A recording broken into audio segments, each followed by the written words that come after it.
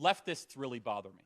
Leftists are the few people, not a lot, who came up today and they said, you don't have a right to be here. We want to kick you off campus. Okay.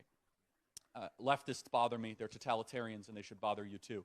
Instead of having debate or dialogue, they resort to force, or they try to intimidate you with, threats, or they try to play music while you talk. So there's a difference between liberals and leftists, and I hope UT at least remains liberal and never becomes leftist in that regard. Thank you. Awesome. Appreciate it. Thank you, Charlie. Hi, Charlie. I just want to open up by saying I am a leftist, and I understand your perspective on Thanks them. for being here. But I did want to hear you out today and, ask a question. So you said that you believe that quarantine is the cause of our generation's, distraught, essentially.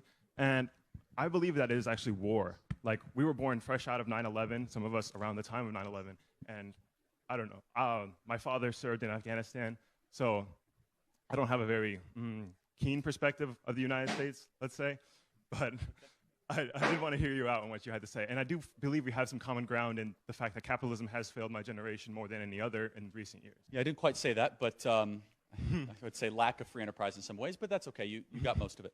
So the lockdowns, not quarantine, right? That was the word I used. But I mean, I'll prove it to you. So the war thing aside, I mean, how many people in this room know someone that committed suicide or seriously harmed themselves in the midst of the pandemic?